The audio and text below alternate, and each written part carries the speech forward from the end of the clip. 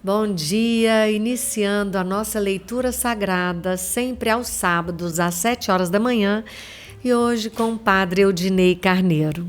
Padre, nós estamos aqui com obra sua para te surpreender, com obras O Direito Digital, uma reflexão sobre a ética filosófica e o espaço da liberdade humana na vida moral, segundo... Ai, A Padre... Veritate Splendor.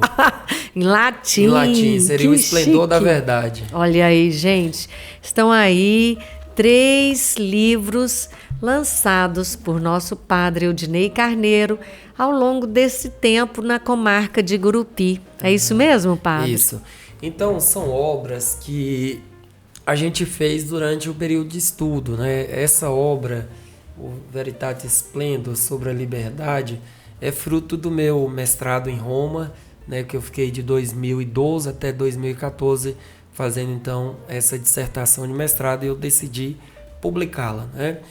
É muito importante essa obra que fala sobre a consciência, sobre a liberdade, e é aquela baseada naquela parábola que o jovem aproxima-se de Jesus, né, o jovem rico, conhecido do Evangelho, e coloca a ele a pergunta: mestre, o que eu devo fazer para possuir a vida eterna? É a pergunta da ética, da moral, do dever, do comportamento. Então, em breves palavras, a gente diria à pessoa, né, faça o bem, evite o mal, né? Fuja das coisas malignas, procure viver o bem. O esplendor da verdade é o próprio Cristo, né? Que beleza. Essa outra obra é uma reflexão sobre a ética filosófica, porque a palavra ética vem do grego ethos, né? Significa costume, comportamento, né? Então a ética seria aquela disciplina universal que rege, né, as relações humanas, né? O agir, o comportamento do homem. E uma ação, para ser ética, ela tem que ter 3 elementos, né? Tem que ter conhecimento, vontade e liberdade, né? Tudo que é coagido não é lícito, não é moral, não é ético. E essa última obra, o Direito Digital, é fruto do meu artigo científico, que eu terminei agora a graduação, mês de junho, na Unig, e a gente tem que publicar um artigo. Então, assim, de manhã, sempre levantar mais cedo, às vezes até mais tarde, a gente ia escrevendo, porque a vida paroquial também consome muito a gente, mas se tem que fazer, a gente pega e faz, né? Claro. Então, o direito digital, ela está no auge, porque hoje também, com o avanço da internet, às vezes a gente pensa que a internet é uma terra de ninguém, é uma terra sem lei, mas nós temos também o direito digital, é aquela relação que procura, é o ramo do direito que procura, né, regular as relações na internet. Sim. E tem crimes também hoje cometidos na internet, que a polícia, as redes sociais, que a polícia consegue, né, controlar e saber, porque tudo que nós usamos, né, tem um IP, sim, e tem um marco civil da internet, tem a lei de proteção de dados. Então é um tema muito relevante. Somos responsáveis, nós né, somos Padre? responsáveis. E tudo que nós fazemos, nós vamos deixando também os rastros, né? Sim. E o objetivo dessa obra é ajudar também a pessoa que está do outro lado a pensar também que o outro tem uma dignidade, o outro tem um valor, e tudo respeitoso é melhor para todos. Né? Nossa admiração pelo Senhor é grande e a gente fala isso com clareza, né?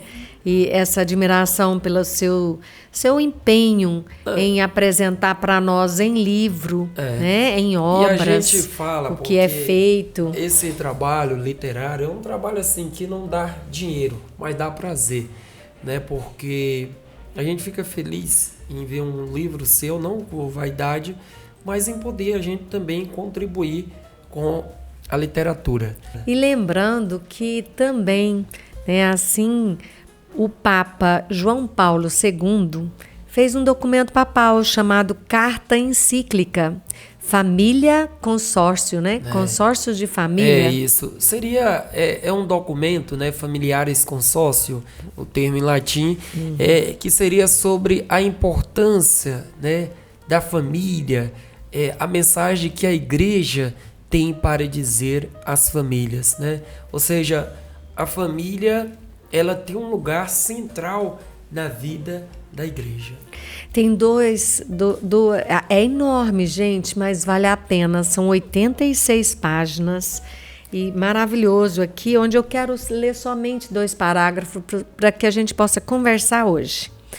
Então, esse documento papal, carta encíclica de João Paulo II, do Papa, diz o seguinte: consciente de que o matrimônio e a família constituem um dos bens mais preciosos da humanidade, a Igreja quer fazer chegar a sua voz e oferecer a sua ajuda a quem, conhecendo já o valor do matrimônio e da família, procura vivê-lo fielmente, a quem, incerto e ansioso, anda à procura da verdade e a quem está impedido de viver livremente o próprio projeto familiar, sustentando os primeiros, iluminando os segundos e ajudando os outros. A Igreja oferece o seu serviço a cada homem interessado nos caminhos do matrimônio e da família. Isso. Olha, esse capítulo aí, esse parágrafo que a senhora escolheu, ele é o miolo, né? Ele é a essência desse documento, porque a família constitui um dos bens, né? Um dos patrimônios mais ricos da humanidade. E depois, mais à frente, o Papa vai dizer que o futuro da Igreja e da humanidade, ele passa, sem dúvida, né, pela família. E nós sabemos que o matrimônio, né, do ponto de vista canônico, é a união entre o homem e a mulher, do ponto de vista bíblico também. A Bíblia vai dizer: o homem deixará a sua casa, se unirá a uma mulher e os dois serão uma só carne. Então nós sabemos que quando a família vai bem, a sociedade também vai bem. A gente não aponta, mas a senhora pode olhar esses crimes, esses delitos que acontecem às vezes com alguns adolescentes. É falta também de uma estrutura familiar. Às vezes muitos deles são criados pelos avós, que já são idosos, não têm tempo de acompanhar essa turma, são abandonados pelos pais.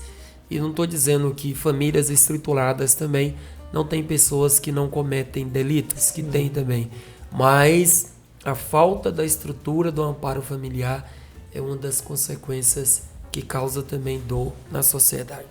Então, a mensagem da Igreja, ela se dirige à família. A família que é considerada na Igreja como o santuário da vida. É interessante porque a gente recebe como resposta alguns que dizem assim, culpando a falta de dinheiro pela falta de estrutura familiar, sendo que nós já fizemos outra leitura dizendo exatamente isso. Servir ao Senhor ou servir a quem? Né? Na verdade, o dinheiro, o sucesso, ele vem com bem-estar, ele vem com qualidades, com ética e valores que a família já impõe e a religião traz essa paz, essa harmonia dentro de casa, onde fora de casa é preciso ter tudo isso para que se tenha o sucesso e se tenha o dinheiro, o valor do trabalho. Não é o dinheiro, é o valor do trabalho, né, padre? Isso. E a gente percebe que as pessoas usam como desculpa, uma desculpa para que realmente possam se dizer: eu não consegui fazer o meu trabalho, no caso, cumprir o meu dever familiar, trazendo sossego, e partir para algumas agressões verbais, partir para algumas agressões até físicas, né? Se não hábitos ruins, como vícios, que aí dilaceram definitivamente a família, mas a gente percebe que não é essa desculpa e nenhuma outra, e sim a ausência da fé dentro de casa. Porque a gente está fazendo aqui uma leitura sagrada e a gente não quer induzir ninguém a uma religião, e sim a fé que é preciso ter dentro de si para que possa ter uma estrutura familiar verdadeira, não é, padre? O próprio filósofo Aristóteles, que a senhora sabe que a filosofia grega, sobretudo a filosofia clássica, ela é uma filosofia agnóstica. Depois nós vamos ter na Idade Média uma filosofia cristã, com São Tomás de Aquino, né, com Santo Agostinho, com Severino Boécio, sim, e tantos outros nomes, né? Mas a filosofia clássica, Aristóteles, Platão, Sócrates, ela é uma filosofia agnóstica. Mas eles reconheciam isso que a senhora está falando, o papel de Deus. Por exemplo, Aristóteles vai dizer que existe um motor imóvel. Ele não fala que é Deus, mas ele chama de motor imóvel, que é claro que é o ser soberano, que rege todas as coisas. E ele dizia nos seus escritos que o homem, por natureza, ele é um ser religioso, né? A religião não é um elemento banal na vida do homem. Ele é um elemento essencial. Agora, a prática religiosa que é diferente. Os sacramentos, o culto divino, a liturgia, a pessoa que procura Deus. Mas hoje até a medicina, ela orienta que uma pessoa que acredita em Deus, um paciente, o processo de recuperação dele é mais rápido, né? É mais perseverante, e a gente como padre acompanha isso. Se você pega um doente que não crê, ele é zangado, ele é estressado, e o doente que acredita, ele vê aquela dor como participação na cruz de Cristo, né? E outra coisa importante que a senhora tocou, que eu queria retomar, é isso que a senhora falava, porque tem tantas pessoas ricas hoje, com a conta bancária estupenda, né, mas que não são felizes. Tantas pessoas com carros bonitos, casas, prédios, patrimônios não são felizes. Porque o dinheiro, ele proporciona à pessoa prazeres, né? Ele proporciona à pessoa realização material. Mas felicidade é outra coisa. Ela nasce da alma. Porque às vezes a gente tem um patrimônio, mas tem dor, né? Tem sofrimento. Então a felicidade verdadeira é uma felicidade que vem da alma, da psique, né? Ela vem de dentro. Por isso, né, o Papa está preocupado com as famílias, e hoje nós percebemos também como as famílias, elas estão às vezes desestruturadas também, né? E hoje a igreja tem um chamado a pastoral familiar, tem o ECC, Encontro de Casais com Cristo, que são movimentos que ajudam as famílias a se firmarem em Deus. Tem outra parte aqui dessa carta encíclica que eu gostaria de ler, que é justamente isso aí, padre. Num momento histórico em que a família é alvo de numerosas forças que a procuram destruir ou a qualquer modo deformar, a Igreja, sabedora de que o bem da sociedade de si mesma está profundamente ligado ao bem da família, sente de modo mais vivo e veemente a sua missão de proclamar a todos o desígnio de Deus sobre o matrimônio e sobre a família, para lhes assegurar a plena vitalidade e a promoção humana cristã, contribuindo assim para a renovação da sociedade e do próprio povo de Deus. Isso. O Papa aí, ele comenta, né, nesse momento histórico, como a família ela vive essa turbulência, né? Hoje nós temos, por isso que às vezes a gente não entende, mas uma das coisas que acontece hoje, né, nesse mundo moderno é a desestruturação da família. Porque se você desestrutura a família, tudo fica frágil, tudo fica debilitado. E nós sabemos, eu vejo e acompanho isso, que as famílias que procuram viver os valores, os princípios, né, éticos, religiosos, elas tendem a dar mais certo na vida. Eu fico tão feliz quando eu vejo na missa um pai, uma esposa, uma mãe com os filhos, mesmo as crianças chorando, mesmo dando um trabalhinho ali, mas por que a senhora tem uma vida religiosa? Porque a senhora herdou da família, né? Porque às vezes hoje eu sou padre? Porque minha mãe me levava para a missa, né? Minha mãe me levava para os textos, a gente fazia isso. Agora, se o jovem ele cresce distante do Senhor, né? Se ele cresce distante dessa experiência de fé, ele não vai ter elemento suficiente para enfrentar esse mundo. O mundo é muito hostil, né?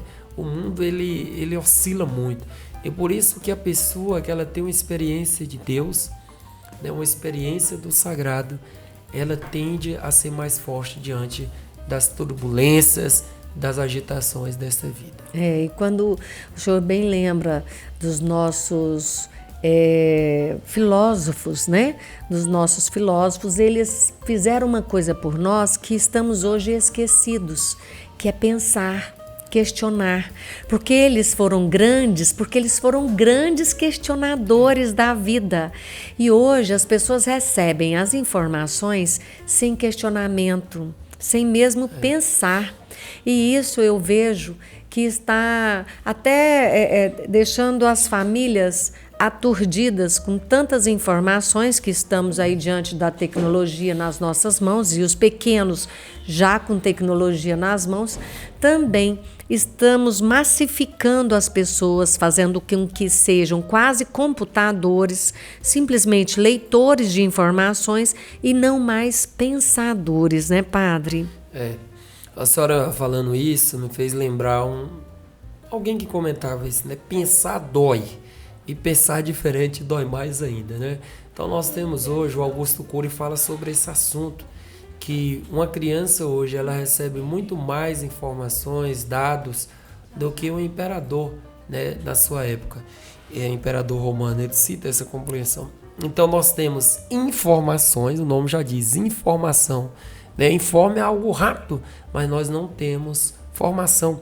A gente sente isso até na igreja. A gente marca uma tarde de formação, poucas pessoas vão procurar, né? Porque, não, vai demorar, é 1 hora, é 2 horas, eu não aguento ficar sentado.